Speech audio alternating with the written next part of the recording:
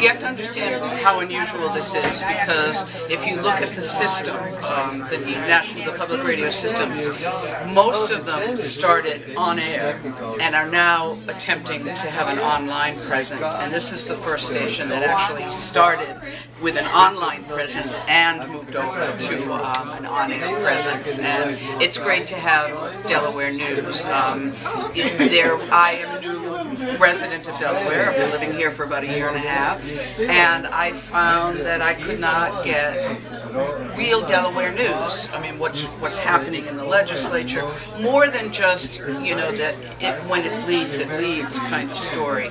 And so I was thrilled when they were going to establish, the Delaware's first public radio station and the last one in the system. So I was on board immediately. So Liane, first a little bit about your background with NPR, and then what brought you to Delaware, and then what brought you to WDDE? Well, long story short, I've been in public broadcasting since 1974. I don't use those. Those are for racing. I started out at a station in Binghamton, New York, WSKG. I was the assistant to the development director for the television station the year they put their radio station on the air. And the general manager thought I had a good voice and needed someone to work the morning shift. And he asked me, and I said, but quit typing. I mean, why would I want to? And so that became my career, and I started to be able to hear what National Public Radio was doing at that time. At that time, there was only one program. It was All Things Considered, and it was sent to the stations via a telephone line, a 15K telephone line.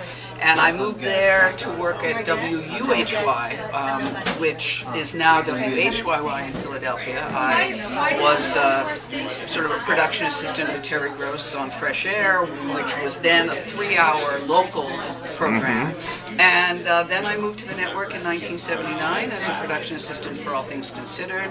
I was the host of Weekend All Things Considered for a while. I was the host of Performance Today for a while. I was the substitute host for every NPR program but Car Talk. And in 1989, I was hired as the host of Weekend Edition Sunday, and I was there until about a year and a half ago, when there were some changes happening in my personal life. I had done the show for a really long time. Getting up at 2:30 in the morning on a Sunday began to get old. I had a place here in Bethany Beach, Delaware, and it's where I wanted to live out my days, however many long they would be. And so I moved here, and then was persuaded by a friend to go to Ignite Wilmington and make a presentation about myself. At that presentation, I met two women who were saying, we're putting a public radio station, and I said, there's not one, and they said, no. I said, what can I do to help? And so I've kind of been like their arm candy for a while, having the NPR connections. And look, I mean, not only are we on the air, but we've got this great building, and we can only go forward from here, so I am thrilled to be a part of this. So for each of you, where do you expect to hear WDDE 3 years down the road? I'd like to actually hear it in Bethany Beach, frankly. I'm lucky because there's a sweet spot in my bedroom that apparently I get a bounce off the ocean, and if I position my radio at exactly the right place on my dresser, I can pull in 91.1. But I would actually like to see us go further into Sussex County, because the signal is still a little iffy down there. And eventually, I think we'd like to have an interview studio where we can start doing not just the news in terms of its newscast and doing the Delaware stories, but actually getting into the life of the people who live in Delaware, because I find that there are so many stories that are not being told, and I'm kind of chomping at the bit to be able to do them. So that's what I think for me, what I like to see is in that time frame has become a true statewide entity, and not just a statewide station, a statewide media operation.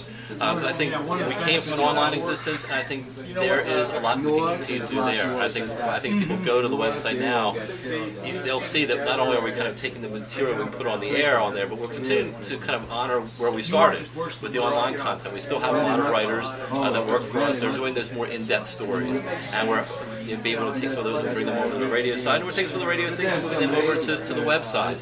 And that's my goal, is to find a way to kind of incorporate all those things together, where you'll hear a story in a newscast, podcast, you'll see a longer piece with multimedia on the web, and then you'll maybe see it as part of a show that we're producing.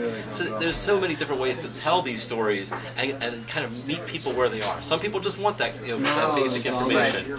Some people want video. Some people want long, thoughtful, written pieces. And we think we can provide all those things to people and give them where they kind of consume their media.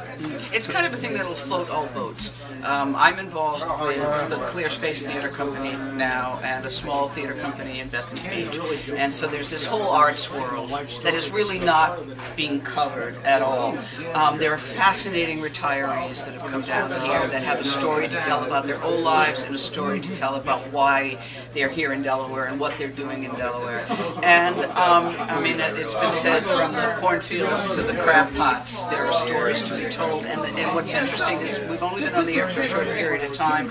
We've been through one superstorm and an election. And the fact that this station and the website, that they're here, a lot of Delawareans were able to get news about both of those situations right here in Delaware. And I think already, we've proven that we do serve a purpose here. And the other thing too is we can export that news nationally. Exactly. That we can take the stories that are here and take them out to the greater NPR public media world. And we did that during the hurricane. I actually spent about an hour on Skype with the BBC talking about what was going on here in Delaware. So there is that ability for us to kind of export stories that people across the country would find interesting about the state of Delaware. And I was thrilled to hear our news reporter during an NPR newscast. I thought, yes, finally, we made it. All right, I got to tell you, every time I was about to ask a question, you answered it before I had a chance.